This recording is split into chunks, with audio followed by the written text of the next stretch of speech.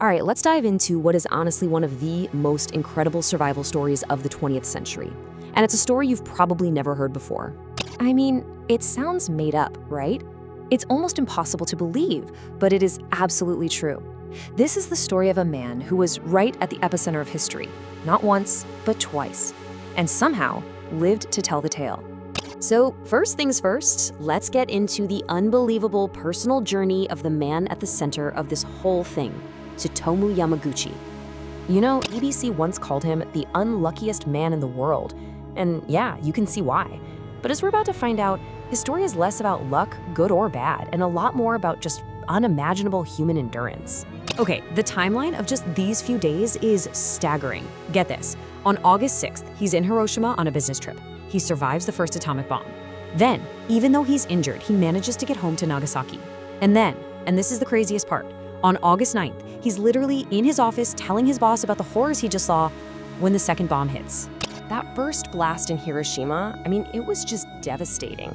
He was thrown to the ground, his eardrums were completely shattered, and he was blinded for a time. The heat was so unbelievably intense that it left him with severe burns all down the left side of his body.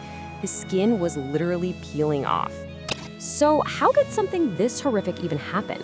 Well, to understand that, we kind of have to zoom out from this one man's story and look at the bigger picture. This was the era of total war. See, by the 20th century, war had completely changed. It wasn't just armies on a battlefield anymore.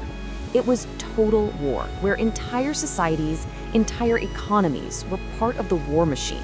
It became industrial, impersonal, and basically the ultimate test of whether a nation could even survive. And the result of that? Well, it meant that individuals like Yamaguchi weren't just living through big historical moments. They were, as this quote so powerfully puts it, eaten whole by history. Their personal lives were just completely overwhelmed by these massive forces way beyond their control. There's this idea from the historian John Keegan called the impersonalization of warfare. In this new kind of war, human life just became another strategic asset, a resource, something to be managed and ultimately used up in this vast industrial machine of war. Okay, so you have this unimaginable chaos, right? And what comes next? You guessed it, the cold, structured world of bureaucracy. The Japanese government came up with an official term for survivors, hibakusha, which means explosion-affected people. It's such a heavy term. And what's just mind-blowing is that Tsutomu Yamaguchi is the only person ever officially recognized by the government as a hibakusha of both bombings. The only one. Now, to get that official certification, you couldn't just say you were there. No. Your experience had to fit neatly into one of these 4 very specific categories defined by the government. It's a system trying to make sense of the senseless. And this is where things get really wild. It's this jarring contrast between the horror of what happened and the attempt to document it all on a simple piece of paper. And the process was, well, exactly what you'd expect from a government agency. Super methodical, super clear. You submit an application, it gets examined, you get a certificate. It was this neat, orderly process for something that was the total opposite of neat and orderly. But we have to remember the reality hiding behind all that paperwork.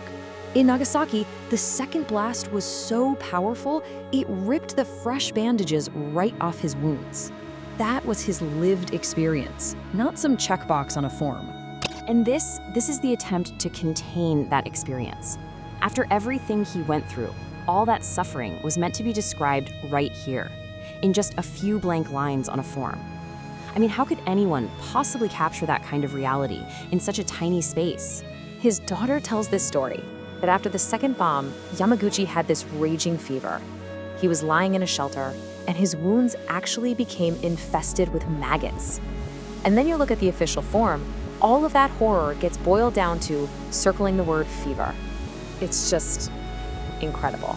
And look, this whole process wasn't just symbolic. It had very real-world consequences. Being certified as a hibakusha meant you got access to critical medical care and these monthly financial allowances. So it was a system designed to help, but only after a person's trauma could be successfully translated into paperwork. So what happens to a man who was, in a way, eaten whole by history? Well, in Yamaguchi's case, he decided he was going to write his own final chapter. He didn't just survive, he lived. He lived a long and full life, passing away at the age of 93. And in his later years, he totally embraced his unique place in history, becoming this passionate advocate for peace, even speaking before the United Nations to share his story. And his legacy, it keeps going. His daughter, even though she was born after the war, is considered a second-generation Hibakusha. She continues to carry his story forward, making sure the human cost of what happened is never, ever forgotten. Which really leaves us with this big, challenging question, doesn't it? Yamaguchi's story forces us to confront this fundamental problem.